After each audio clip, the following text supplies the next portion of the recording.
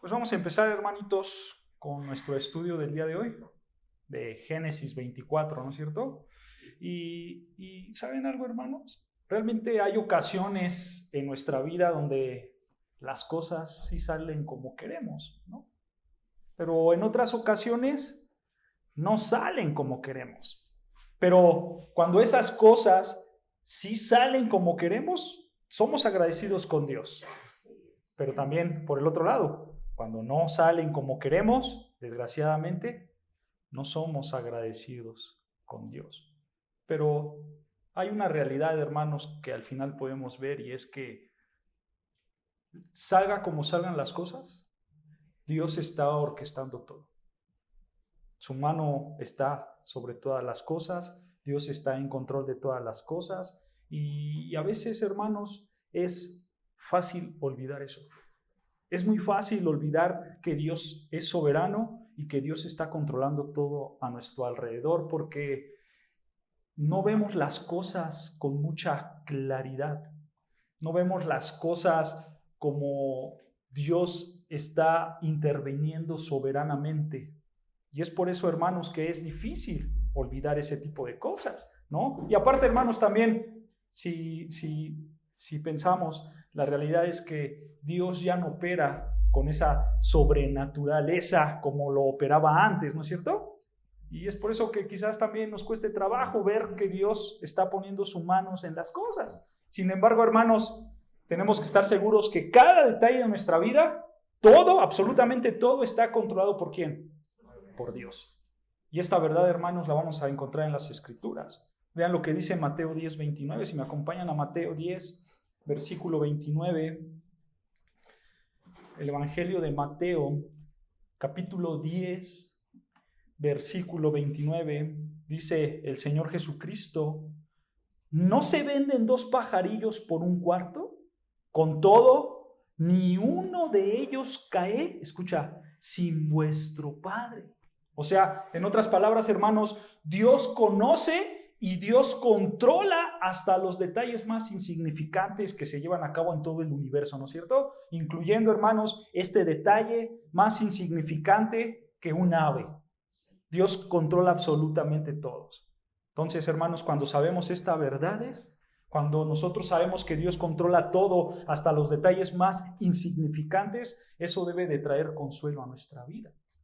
Aún cuando las cosas no salgan como nosotros queremos, o cuando las cosas sí salgan como nosotros queremos.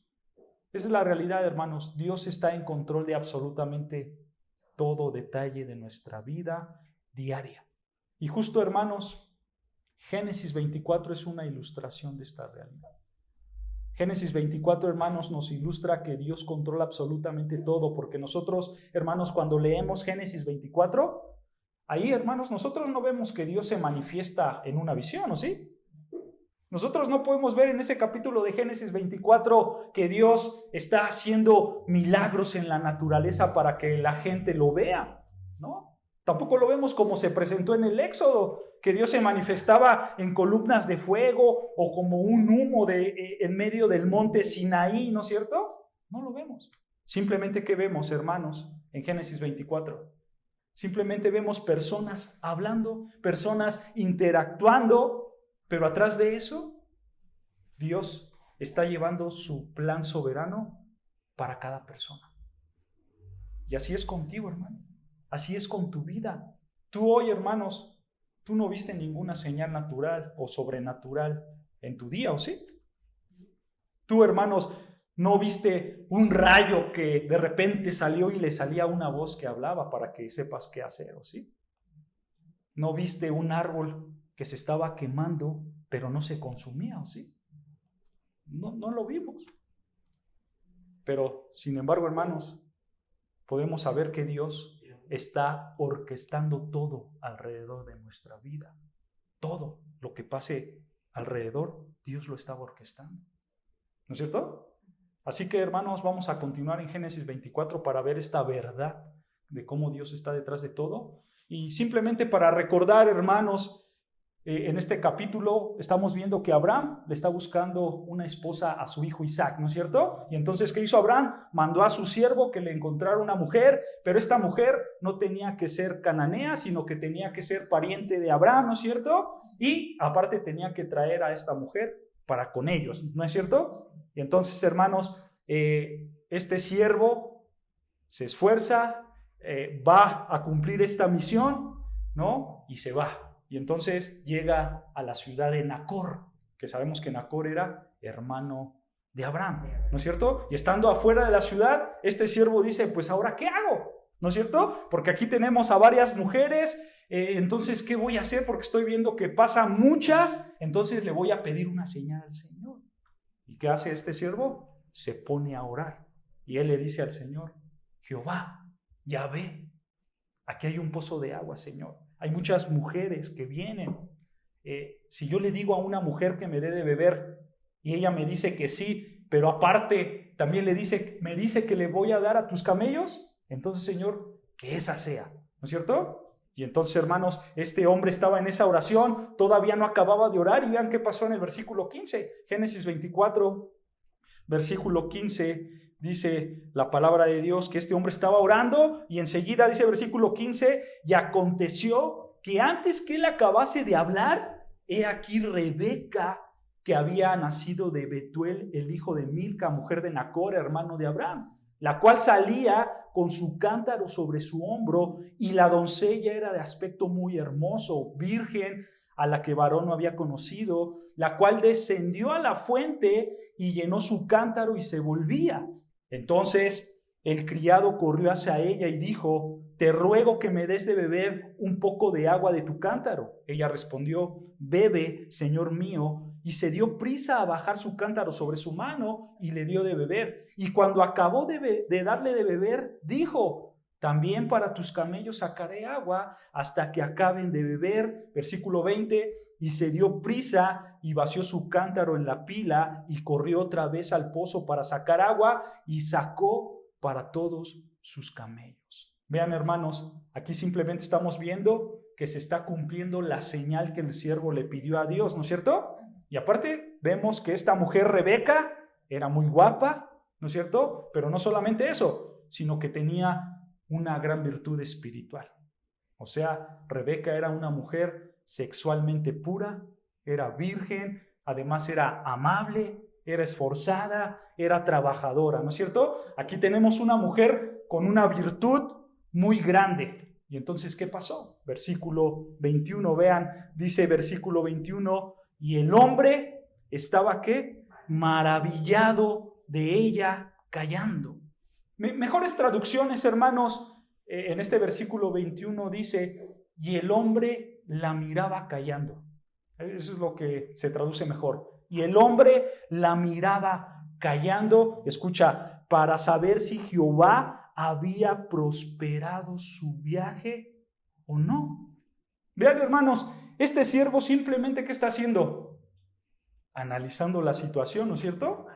Está analizando la situación, porque este hombre, hermanos, recuerda, todavía no acababa de orar y aparece esta mujer, ¿no es cierto? Y él le dijo, Señor, vamos a hacer esa prueba. Señor, ¿tú sabes cuál es la señal? Entonces, a ver qué pasa, ¿no es cierto? Y entonces esta mujer accedió a todo lo que este hombre le había pedido. Y entonces él simplemente está observando lo que está pasando.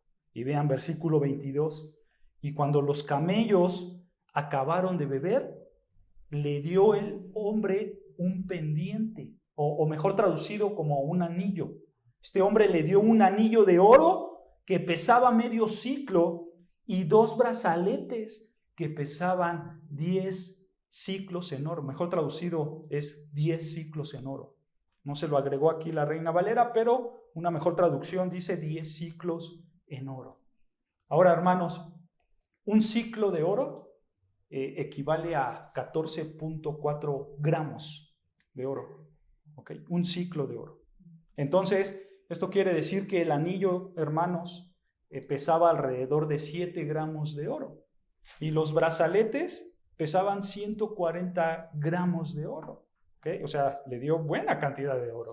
Y dice, versículo 23, vean, Dice versículo 23, y dijo, o sea, el criado le dijo a ella, ¿de quién eres hija? Recuerda esto, hermanos, ellos ni siquiera se conocen, ¿eh?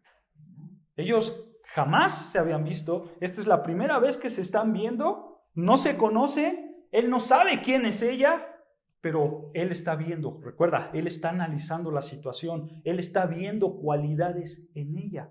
Y entonces en la mente del criado es, a ver, Dios, quizás tú estás respondiendo mi oración, quizás tú estás respondiendo lo que yo te acabo de pedir.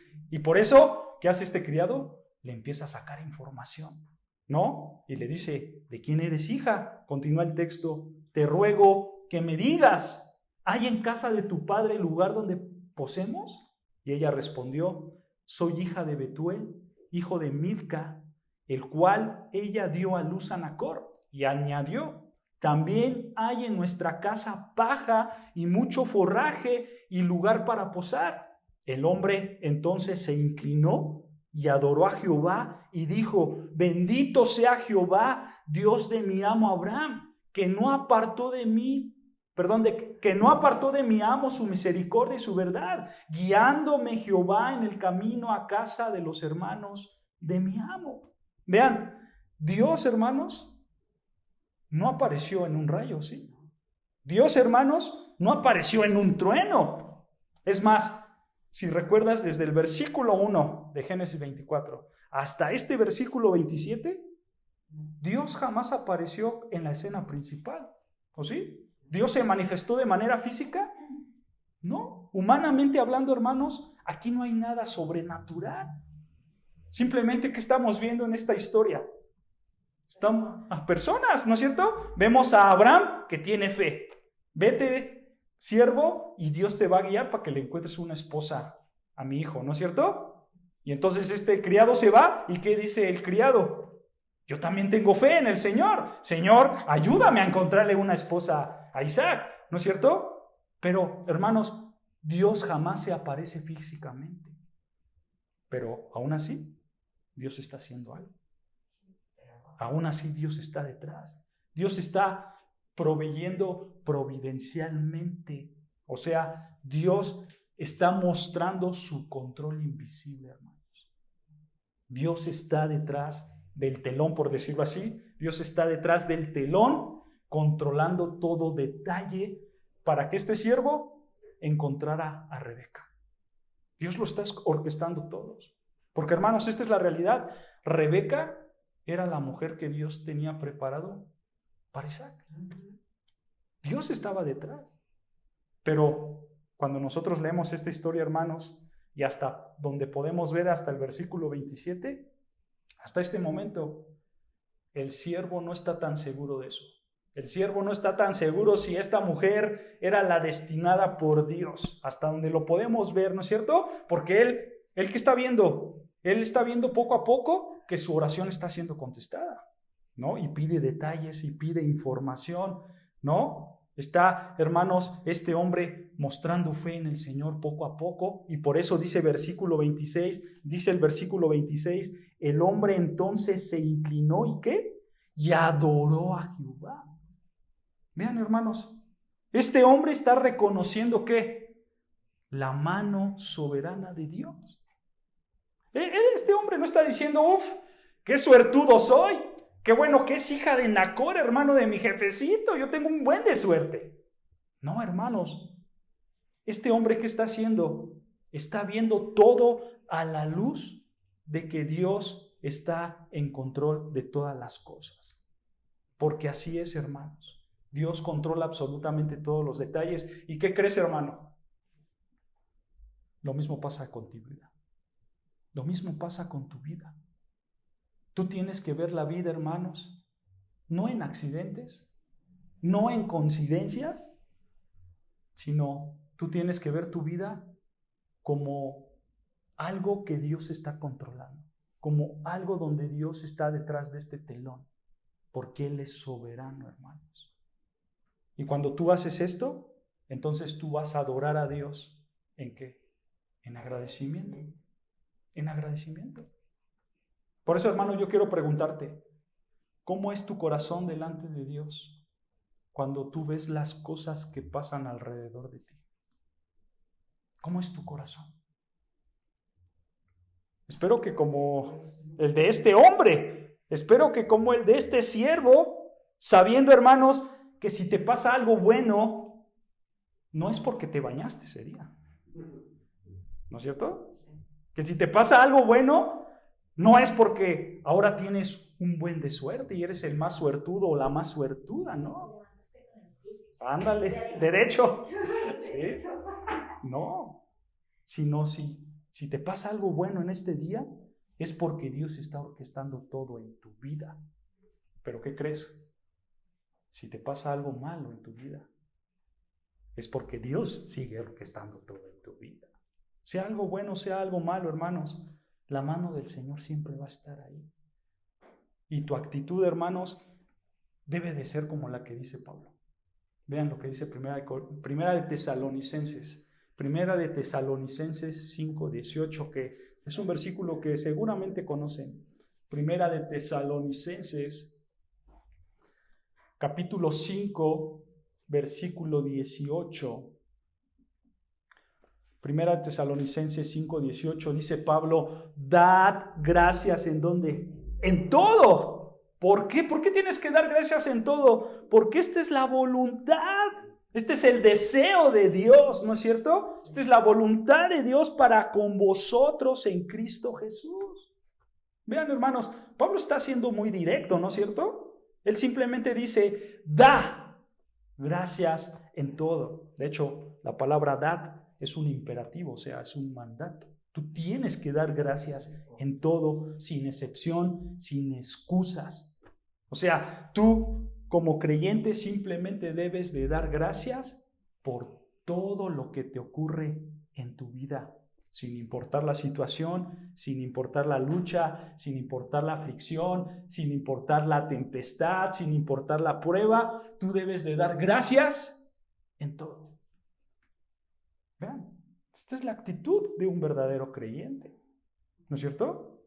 Ahora, esta gratitud, hermanos, que tenemos que dar, recuerda esto, no es una gratitud al aire, sino que es una gratitud ¿a quién? A Dios, ¿no es cierto? Es un agradecimiento al soberano, al eterno, al poderoso. Es una gratitud a Él. Porque, hermanos, el carácter de un verdadero creyente es siempre ser agradecido. Y el carácter de un incrédulo es ser ¿qué? Ingrato. Es ser ingrato. Vean lo que dice Romanos 1:21. Romanos capítulo 1, versículo 21. Romanos 1, versículo 21, hablando de los incrédulos, dice Pablo, pues habiendo conocido a Dios, no le glorificaron como a Dios.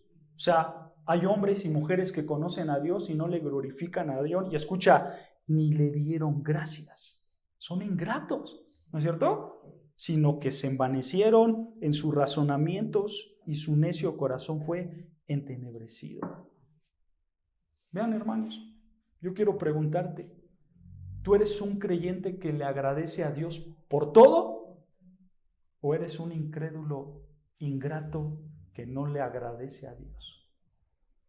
¿En dónde estás parado tú hoy en día? ¿Como un verdadero creyente o como un incrédulo? Porque, hermanos, los incrédulos van a decir, me pasó esto porque fue la suerte. Eso es lo que dice un incrédulo. Esto bueno que me pasó fue la suerte que tengo. Pero, ¿qué pasa? ¿Qué pasa si no pasan las cosas como Él quiere? Allá no fue la suerte. Y entonces este hombre o esta mujer se vuelve amargado, se enoja. Y entonces empieza a mover todas las piezas para que todo salga como Él quiere que salga, ¿no es cierto? Y entonces, por ende, no son agradecidos, porque no tienen a quién agradecerle. Esta es la realidad. Así es la gente ingrata, así es la gente incrédula. O otras personas les pasa algo bueno y ¿qué dicen? Fue el destino que hizo esto. ¿No es cierto? Y entonces ellos se imaginan que hay un tipo de fuerza ahí vagando, ¿sí? El universo, el destino, otros más lo llaman la madre tierra, ¿no es cierto? Y entonces el karma, piensan que hay una energía ahí vagando, ¿no es cierto? Y no son agradecidos.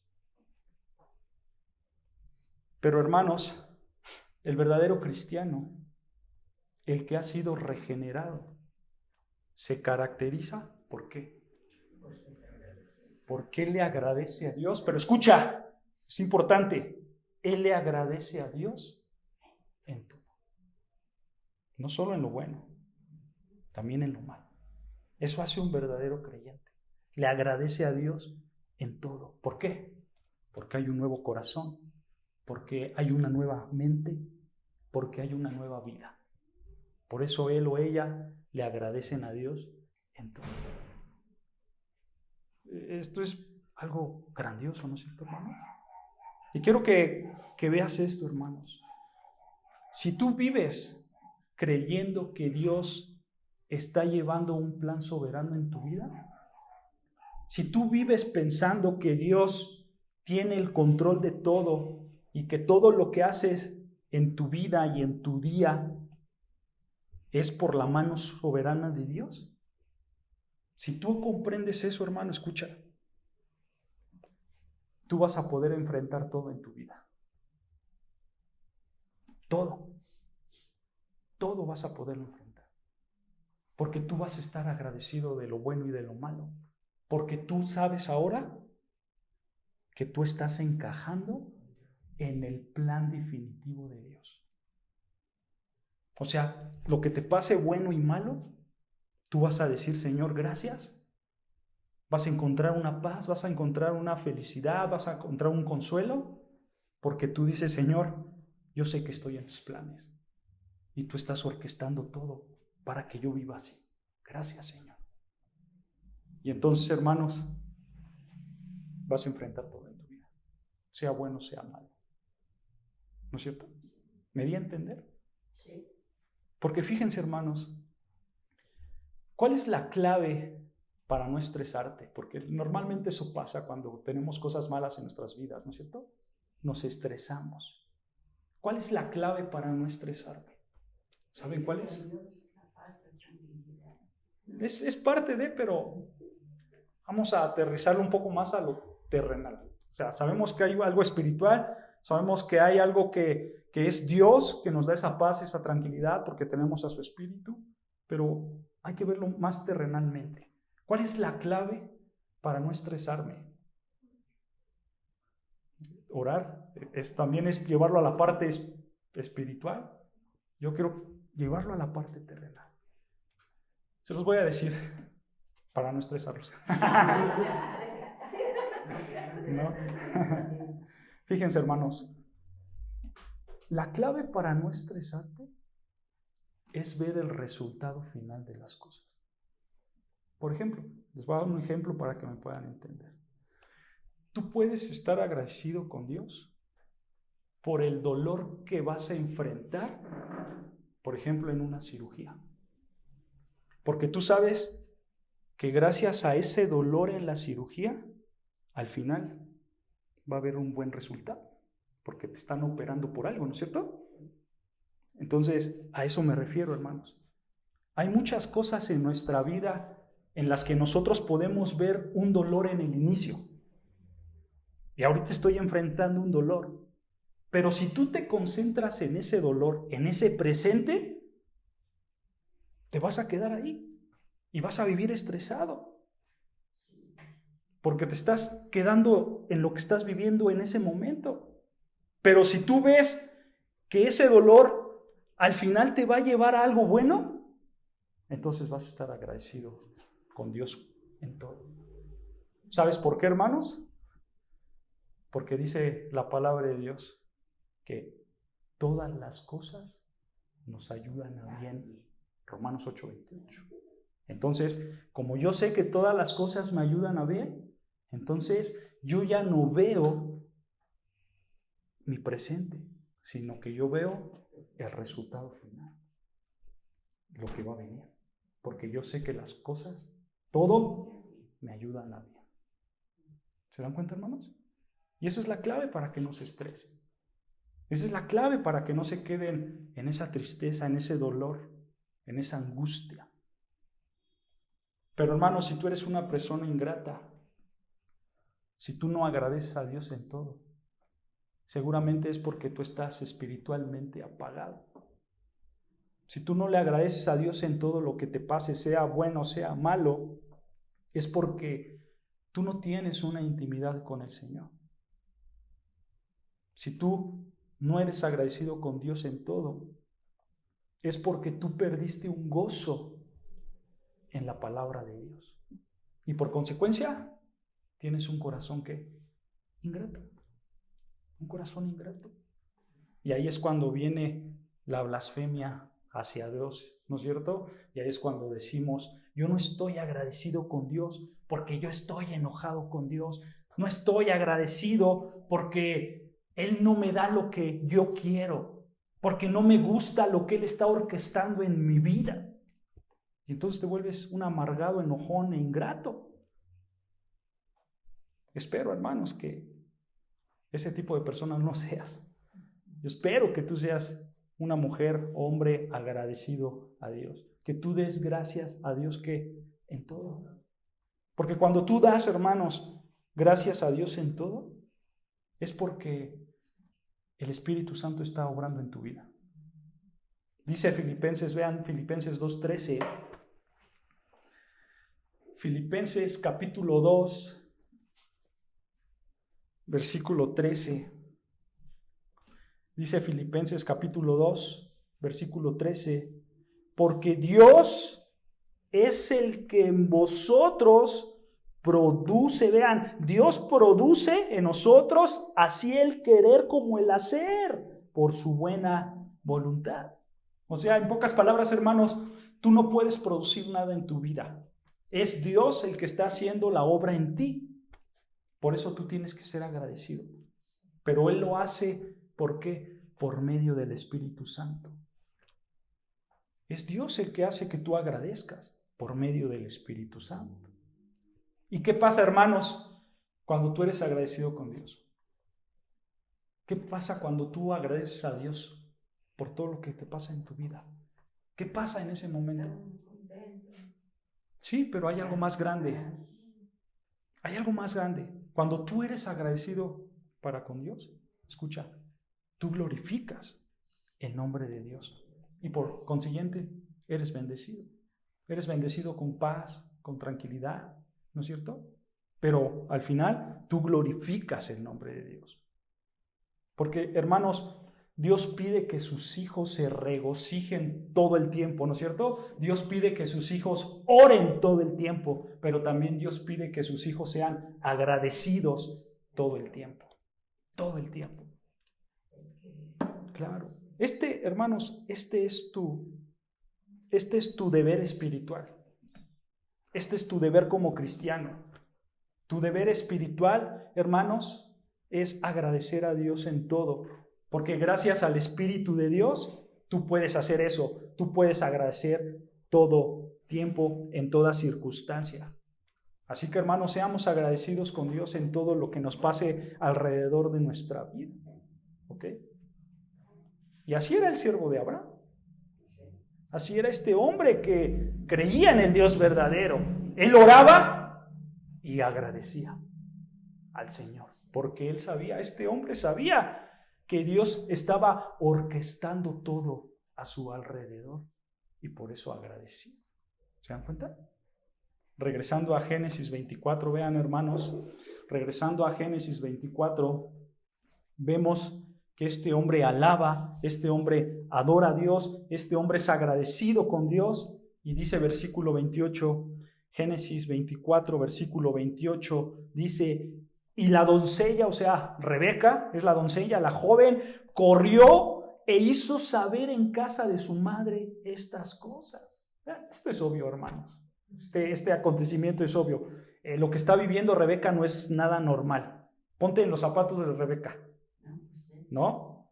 Se te aparece un extraño, te pide que le des agua, tú le das agua a él y a sus animales, y entonces este hombre, este señor se baja del camello, este camello se baja del camello, este hombre se baja del camello, ¿y qué hace? Te regala un anillo, te regala joyas, ¿no? Y entonces, cuando te los da, se tira al suelo y empieza a alabar a Dios, y empieza a adorar a Dios. Esto no es normal. Entonces, ¿qué hace Rebeca? Corre y fue a contar todas estas cosas porque no era nada normal, ¿no es cierto? Y versículo 29, ¿qué dice? Versículo 29, y Rebeca tenía un hermano que se llamaba Labán, el cual corrió afuera hacia el hombre y a la fuente, y cuando vio el pendiente y los brazaletes en las manos de su hermana, que decía, así me habló aquel hombre, vino a él, y he aquí que estaba con los camellos junto a la fuente, y le dijo, ven, bendito de Jehová, ¿por qué estás afuera? He preparado la casa y el lugar para los camellos. Entonces el hombre vino a casa, y Labán desató los camellos y le dio paja y forraje y agua para lavar los pies de él y los pies de los hombres que con él venían. Vean, hermanos, aquí podemos decir, qué amable fue Labán, ¿no es cierto? Hermanos de Rebeca, él es un hombre muy amable. Pero hermanos, más adelante, en capítulos más adelante, nosotros vamos a ver que Labán era un hombre avaro. Y probablemente, hermanos, lo que está haciendo aquí Labán es por avaricia, ¿no es cierto? No es por servir a este siervo, no es por servir a este hombre. Labán simplemente vio lo que traía su hermana de joyería y dijo, este está pesudo, ¿no es cierto? Este tiene con queso. Tal vez si Rebeca no, claro. agüitas escameras, Sí. y yo le lavo los pies, hasta le lavo los pies, ¿no? Le pongo la casa y todo, sí. Para... Exacto. Entonces, pues hay que atenderlo bien, ¿no es cierto? Es lo más seguro que pasó, hermanos, porque Labán es un hombre avaro. Entonces, vean, este hombre entra a la casa de Rebeca, ¿y qué pasa? Versículo 33, y le pusieron delante qué comer, mas él dijo, no comeré hasta que haya dicho mi mensaje. Y él le dijo, habla. Entonces dijo, yo soy criado de Abraham, y Jehová ha bendecido mucho a mi amo, y él se ha engrandecido y le ha dado ovejas y vacas, plata y oro, siervos y siervas, camellos y asnos. Nota, y ahí los ojos de Labán brillaron, ¿no es cierto? Pero nota, hermano, quiero que notes algo importante aquí. Este siervo está entendiendo que la riqueza de su amo Abraham la tuvo porque Jehová se la dio. Por eso dice versículo 35, y Jehová ha bendecido mucho a mi amo y él se ha engrandecido. Vean, este siervo no dijo, mi amo se esforzó, mi amo se hizo rico por sus propias fuerzas, ¿no? El que dice, Dios, Jehová lo bendijo y le dio mucho. Fue Jehová, fue Dios el que se lo dio. Este hombre está comprendiendo que las riquezas provienen ¿de quién? De Dios. Y eso enseña las Escrituras. Vean lo que dice Deuteronomio 8:18. Deuteronomio 8:18 dice, sino acuérdate de Jehová, tu Dios, escucha, porque Él te da el poder para hacer las riquezas, ¿no es cierto? A fin de confirmar su pacto que juró a sus padres como este día. Pero nota, Él, Jehová, da el poder para que tú tengas las riquezas. Otro versículo, Primera de Timoteo 6:17. Primera de Timoteo 6:17, vean lo que dice, hermanos. Primera de Timoteo 6:17. Primera de Timoteo capítulo 6, versículo 17. Dice, a los ricos de este siglo manda que no sean altivos, ni pongan la esperanza en las riquezas, las cuales son inciertas. Escucha, sino en el Dios vivo que nos da. Este Dios vivo nos da todas las cosas en abundancia para que las disfrutemos. ¿Se dan cuenta, hermanos? Pueden ver que tanto Deuteronomio 8:18 como 1 Timoteo 6:17 nos hablan de que Dios es el que da las riquezas, ¿no es cierto? Eso lo sabía perfectamente el siervo de Abraham. Por eso él simplemente dijo, fue Jehová. Jehová fue el que lo bendijo, ¿no es cierto? ¿Por qué? Porque Él es el proveedor de todo, porque suyas son las riquezas y Él las da. Y eso lo sabía perfectamente este hombre. Este hombre entendía, hermanos, la grandeza de Jehová. ¿Y qué crees, hermano? Así mismo pasa contigo. Tú lo que tienes ahora es gracias a que Jehová te bendijo con esa riqueza. Tú lo que tienes, hermanos, es gracias a Jehová. Y estoy hablando de cualquier medida de riqueza. Estoy hablando de cualquier tipo de cosa material, hermano, que tú estás disfrutando hoy en día. Es porque Dios te las ha dado. No fue por tu intelecto, no fue por tu capacidad, sino es porque Dios, el soberano, el poderoso, te dio esa capacidad para que tú produzcas esa riqueza, que al final esa riqueza te la da Él mismo. Esta es la verdad, hermanos. Dios te da todo lo que tienes. Fue por la mano de Dios. Entonces, hermanos, cuando Dios te da todo en abundancia, tú lo debes de usar correctamente. Todo lo que Dios te da, lo debes de usar correctamente. Y yo quiero preguntarte, hermanos, ¿tú sabes cómo usar el dinero que Dios te dio? ¿Tú sabes cómo usar el dinero que tienes ahorita? Sea mucho o sea poco, no estoy hablando de cantidades, simplemente estoy diciendo que lo que tengas, ¿tú sabes cómo usarlo? ¿Saben o no saben? ¿Saben cómo usar el dinero que Dios les dio? No sé si contestar la pregunta, hermanos, porque ya es tarde y quizás me pueda extender un poco más. Pero lo vemos rápidamente, ¿no? Espero acabar. Si no, pues aquí nos desvelamos. Nos vamos rápido. Entonces, rápidamente, hermanos, ¿cómo uso la riqueza que Dios me dio? Escucha, hermano, número 1, tú debes de usar el dinero que Dios te dio para proveer las necesidades de tu familia. Ve lo que dice 1 Timoteo 5:3. 1 Timoteo 5, versículo 3. 1 Timoteo capítulo 5, versículo 3, dice, honra a las viudas que en verdad lo son, pero si alguna viuda, escucha, tiene hijos o nietos, aprendan estos, o sea, los hijos y los nietos, aprendan estos primero a ser piadosos para con su propia familia y a recompensar a sus padres, porque esto es lo bueno y agradable delante de Dios. O sea, lo que Pablo simplemente está diciendo aquí, hermanos, es que si hay una mujer viuda, privada de un marido que no tiene medios económicos para sustentarse, entonces hay que ayudarla. Es lo que está diciendo Pablo. Pero, dice Pablo, pero si tiene hijos, nietos, o sea, si tiene familia, entonces su familia tiene que ser piadosa para con ella y ayudarla primeramente. ¿No es cierto? Entonces, ¿cómo usas tu dinero?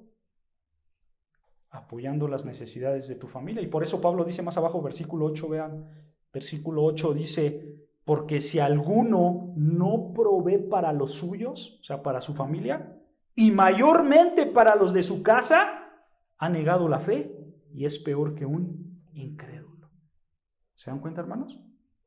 Nota, para Dios es importante que una persona provee para su familia. Si no lo hace, dice, eres peor que un incrédulo. ¿Se dan cuenta? A Dios le agrada, hermanos, que tú uses tu dinero para proveer las necesidades de tu familia. Pero primeramente, tú tienes que quedar claro para los de su casa. y aquí no hay ahorita hermanos casados, pero los que me vean en video, esto tienen que saberlo ellos. Los casados, esposos, son los mayores o los principales proveedores de su casa. Y cuando hablo de su casa, estoy hablando de su esposa, de sus hijos, de los que viven con él. Ya después ayudas a tu familia. Pero Dios, hablando de manera general, quiere que tú uses tu riqueza para proveer las necesidades de tu familia. ¿Ok? Número 1. Número 2, hermanos, tú usas el dinero que Dios te dio ¿para qué? Escucha, para ayudar a otros. Para ayudar a otros. Vean, vamos a regresar otra vez a 1 de Timoteo 6:17. 1 de Timoteo 6, versículo 17, dice: a los ricos de este siglo mando que no sean altivos ni pongan la esperanza en las riquezas, las cuales son inciertas, sino en el Dios vivo que nos da todas las cosas en abundancia para que las disfrutemos. Y vean versículo 18, que hagan bien, que sean ricos en buenas ¿qué? Obras, dadivosos y ¿qué? Y generosos. Ahí está, ¿no es cierto? Tú rico, tú que tienes dinero, sé dadivoso, sé generoso. Tienes que ayudar generosamente a los demás, ¿no es cierto? Y como dice Pablo, hay que tener eso también en cuenta, como dice Pablo en Gálatas, primeramente a la familia de la fe. A la familia de la fe primeramente. O sea, primeramente a hermanos en Cristo que están en una necesidad. Y ya después ayudas a los demás. Todo esto, obviamente, hermanos, tú vas a ayudar a los demás conforme a tus capacidades. ¿Ok? En la aplicación, ¿cómo lo podemos aplicar? Yo creo, hermanos, que esto tiene que ver más con tu conciencia. En la aplicación tiene que ver mucho con tu conciencia. Tu conciencia te va a decir a quién tienes que ayudar. ¿Ok? Porque, hermanos, tampoco se trata que tienes que darle dinero a todo el mundo, ¿no es cierto? Si tú tienes el deseo de darle a todos, pues hazlo. Pero también sé prudente, hermano. Tienes que ser prudente porque, hermanos, yo creo que no puedes andar repartiéndole a todo mundo. Ahí viene el de los chicles, dale. Ahí está el viejito del Walmart, pues, también le doy. Está el lavaparabrisas, también le doy. Está el que está sentado en la calle, también le doy. Y entonces tú estás, ¿qué? Repartiendo y repartiendo. No estoy diciendo que es malo, pero lo que estoy diciendo, hermanos, es que tú tienes que saber tus ingresos, ¿no es cierto? Porque si no, ¿qué va a pasar? Pues al final vas a estar tú ahí sentado con ellos pidiendo dinero, porque ya te acabas tus ingresos por darle a todos, ¿no es cierto? Entonces, hermanos, lo que quiero que veas es que tú tienes que ser generoso, sí, pero conforme a tus capacidades, ¿no es cierto? Pero hay algo también importante que debes de considerar. Tú no puedes decir, yo soy generoso, yo soy generosa, y entonces doy porque tengo que ayudar, pero a mis hijos les faltan zapatos. Entonces ahí ya estás pecando. Sí estás cumpliendo con un mandato, pero ¿qué pasó con el otro mandato, no es cierto? Porque recuerden que vimos primero, ¿a quién? Primeramente a tu familia. Pero tú estás dando, y vean, el hombre generoso y está descuidando a su familia. Entonces das mal testimonio, ¿no es cierto? Solo hay que tener eso en mente, hermanos. ¿Ok? Tú ves primero tus prioridades, las suples y después eres ¿qué? Generoso para con los demás de acuerdo a tus capacidades. ¿Ok? ¿Entendimos bien? Entonces, hermanos, ¿tú cómo vas a usar tu dinero? Primero, supliendo las necesidades de tu familia. Después, conforme a tus capacidades, ayudas a los demás. Número 3, ¿cómo usas tu dinero? Escucha, cumpliendo con tus responsabilidades financieras. También usas tu dinero para eso. Vean lo que dice Santiago 5:12.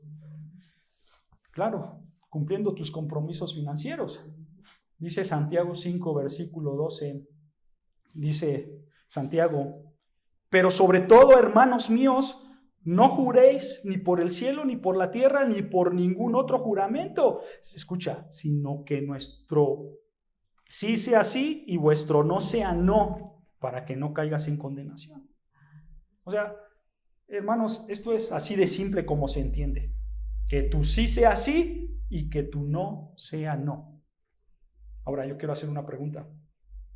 ¿Tú puedes pedir prestado? ¿Pedir prestado es pecado? ¿Endeudarte es pecado? No. ¿Cuál es el pecado? Y no pagues, ¿no es cierto? Claro. El pecado es no pagar esa deuda, ¿no? Ese es el pecado. Porque, hermanos, lo que a ti te prestaron no es tuyo.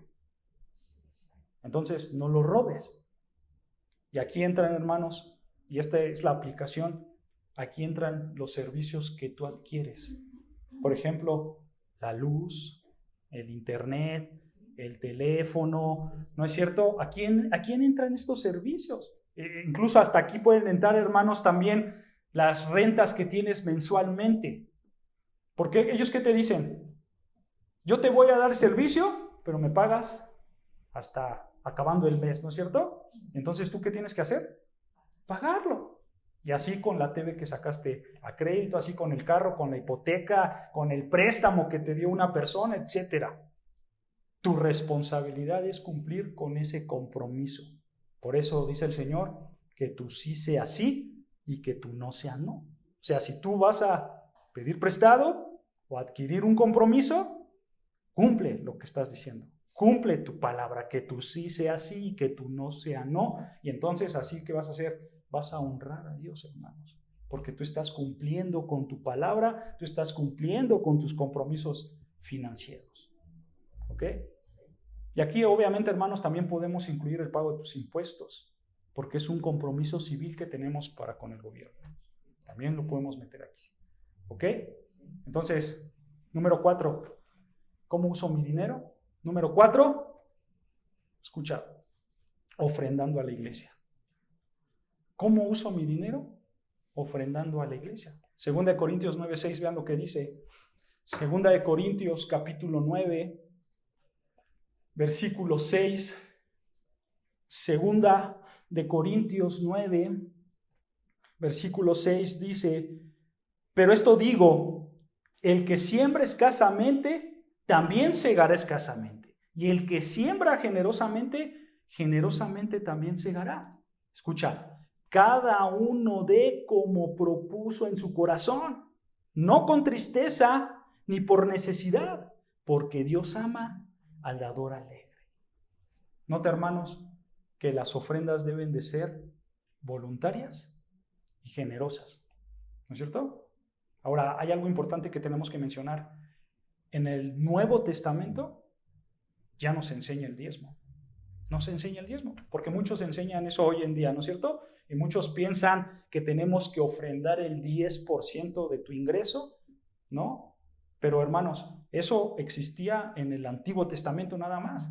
Y aparte, cuando estudias esa parte de los diezmos, en su contexto está hablando de un impuesto que el israelita le tenía que dar a su gobierno civil. Está hablando de impuestos, ¿no es cierto? Que en paralelo, hermanos, a nosotros, en paralelo a nuestra época, pues es el impuesto que nosotros pagamos como el IVA, el 16%, ¿no es cierto? Bueno, ellos pagaban el 10%. Esa es la referencia, hermanos. Pero ahora, con el nuevo pacto que el Señor Jesucristo hizo, ya no hay diezmos, sino que hay, versículo 7, cada uno dé como propuso en su corazón, no con tristeza ni por necesidad, porque Dios ama ¿a quién? Al dador alegre. ¿Se dan cuenta? O sea, tu ofrenda, hermanos, debe de ser voluntaria y generosa. Tú das lo que hay en tu corazón. La ofrenda, hermanos, simplemente es entre tú y el Señor. Quizá va a haber días, hermanos, que vas a estar apretado o apretada y vas a poder dar 100 pesos. Y está bien, el Señor lo sabe y es bueno eso. Y quizás va a haber otros días donde no vas a estar apretado o apretada y entonces vas a dar 1,000 pesos. Y está bien porque el Señor lo sabe y eso es bueno, hermanos. Pero háganlo como generosamente y voluntariamente. Porque, hermanos, suele pasar en muchas iglesias que hay hermanos que dicen, yo mejor llego después de las ofrendas para no. Otros más dicen, a mí sí me alcanza para dar 1,000 pesos, pero mejor nomás doy 100 pesos. ¿No es cierto? Y ellos no dan de corazón. Esa no debe de ser nuestra actitud. Dios ama, dice el texto, Dios ama ¿a quién? Al dador alegre. ¿Y si tuviera 10 pesos? No importa, yo di referencia, puedes dar desde 1 centavo hasta millones de pesos. El chiste es darlo ¿de qué? De corazón, porque Dios ama al dador alegre. Porque ¿sabes algo, hermano? Hay algo importante que tenemos que entender. La ofrenda que damos a la iglesia, hermanos, no es para hacerle un favor a Dios. Porque Él es el dueño del universo, ¿no es cierto? Él no necesita nada de nosotros. ¿Y entonces para qué es la ofrenda? ¿Para qué es la ofrenda? Sabemos que es para el sustento de la iglesia físicamente. Pero ¿para qué más es la ofrenda, hermanos? ¿Saben? Pues también para las necesidades del pastor. Sí, obviamente para lo que involucra físicamente, pero hay algo más en términos espirituales. ¿Para qué es la ofrenda, hermanos? Se los voy a decir. La ofrenda es, hermanos, para que tú le expreses adoración a Dios. La ofrenda es para que tú le expreses gratitud a Dios.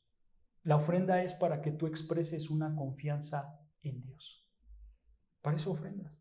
Y así honras a Dios. ¿Se dan cuenta? Entonces, hermanos, ¿cómo uso mi dinero? Primeramente, para mi familia, ¿no? Las necesidades de mi familia. 2, para ayudar al necesitado. 3, para cumplir con mis responsabilidades financieras, ¿no es cierto? 4, para dar la ofrenda a la iglesia.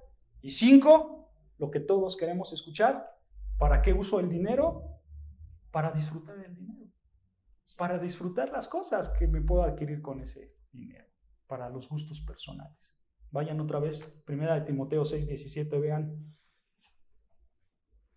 ¿Para qué uso el dinero? Para disfrutar de nuestros gustos personales. 1 Timoteo 6:17 dice: a los ricos de este siglo mandan que no sean altivos, ni pongan la esperanza en las riquezas, las cuales son inciertas, sino en el Dios vivo que nos da. Vean otra vez, Dios nos da todas las cosas en abundancia. ¿Para qué? Para que las disfrutemos. Aquí no estamos hablando de cosas espirituales en el contexto. Aquí Pablo está hablando de cosas materiales. ¿Ok? Entonces, hermanos, aquí podemos ver nosotros la bondad de Dios. Y esta bondad de Dios, hermanos, es una manera de honrar también a Dios con tus posesiones personales. Tú puedes honrar a Dios con lo que tienes. Tú puedes disfrutarlo y así honras a Dios. Porque tú reconoces primeramente que lo que tienes, ¿quién te lo dio? Dios. ¿No es cierto? Y eso que tienes, hermanos, gracias a Dios, te ayuda a que tú tengas un corazón agradecido para Dios y entonces lo disfruto.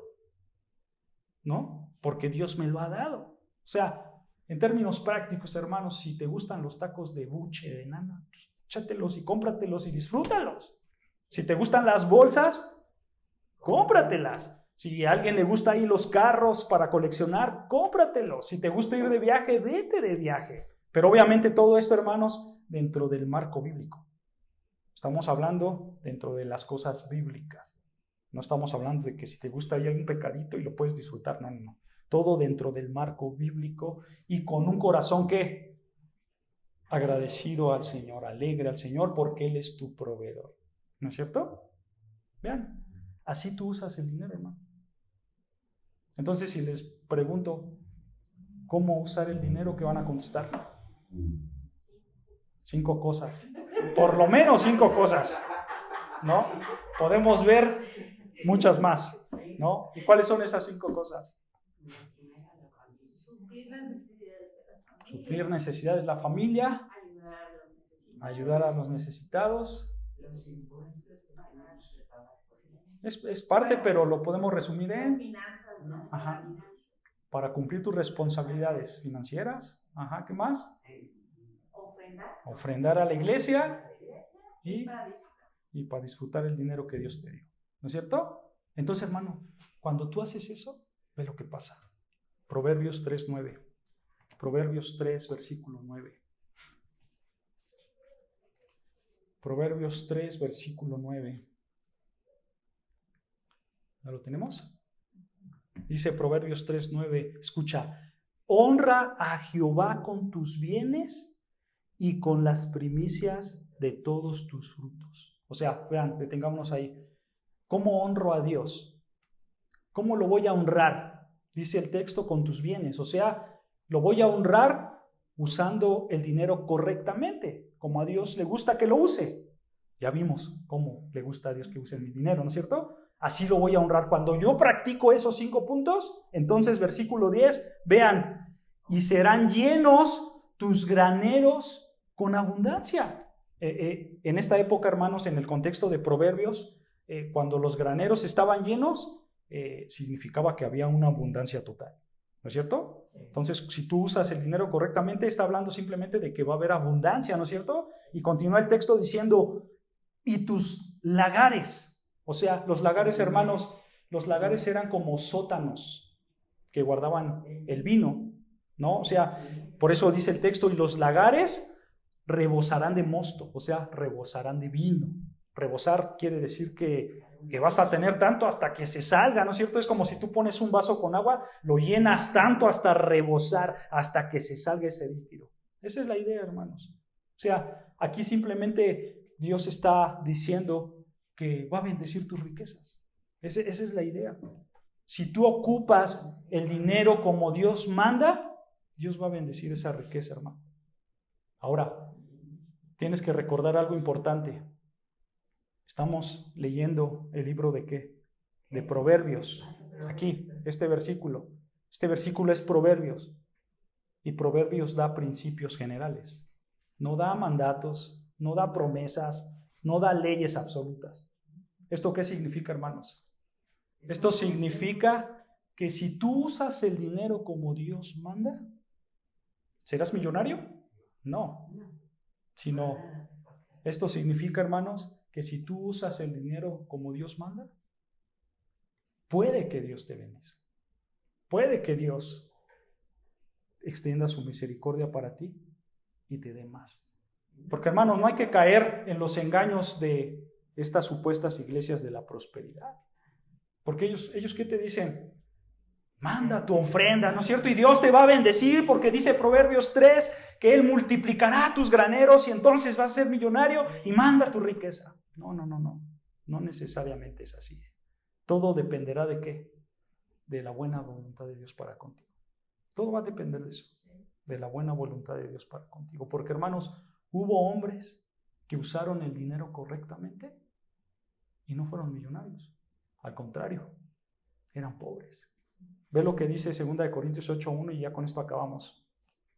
2 Corintios 8, versículo 1, dice, 2 Corintios 8:1, asimismo, hermanos, os hacemos saber la gracia de Dios que se ha dado a la iglesia de Macedonia, que en grande prueba de tribulación, la abundancia de su gozo, y escucha, y su profunda pobreza, abundaron en riquezas de su generosidad. Versículo 3.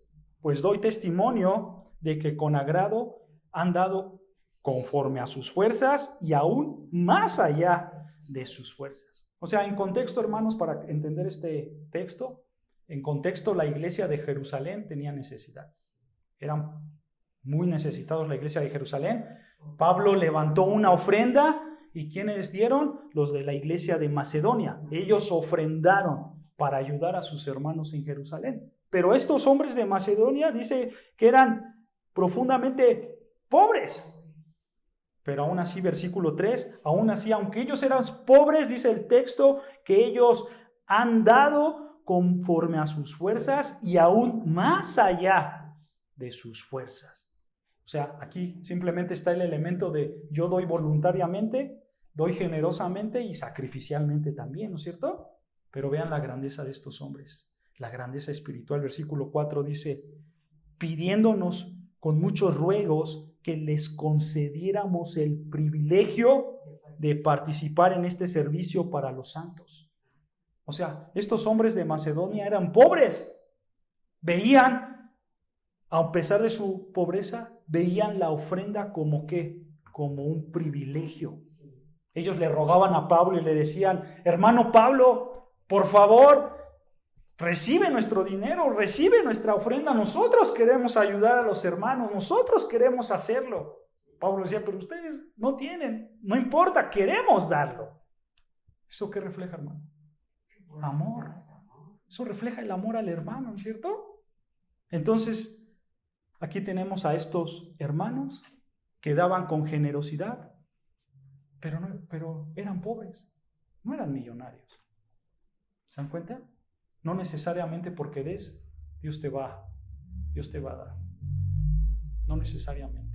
Todo depende de la buena voluntad de Dios para contigo. Pero hermano, si Dios te llega a bendecir con riqueza, hermano, seguramente un punto será porque tú tienes un corazón rendido a Él primeramente y porque tú tienes un corazón que va a ayudar a los demás. Este también puede ser una realidad. Dios te dará más para que ayudes más. Pero si tú usas el dinero como Dios manda, hermanos, entonces Dios puede obrar de esa manera. Pero si haces todo lo contrario, si tú no usas el dinero como Dios manda, puede que haya escasez en tu vida. Puede que haya escasez en tu vida si no usas el dinero como Dios manda. Y fíjate, hermano, esto es cierto. Y tú lo puedes experimentar. Cuando tú eres desprendido del dinero, hermano, cuando tú das dinero desinteresadamente a tus padres, a tus familias, que prestas dinero a tus conocidos de manera desinteresada de corazón, cuando haces eso, hermanos, cuando no eres avaro, cuando no te cuesta soltar el dinero, hermanos, llega más. De verdad que llega más.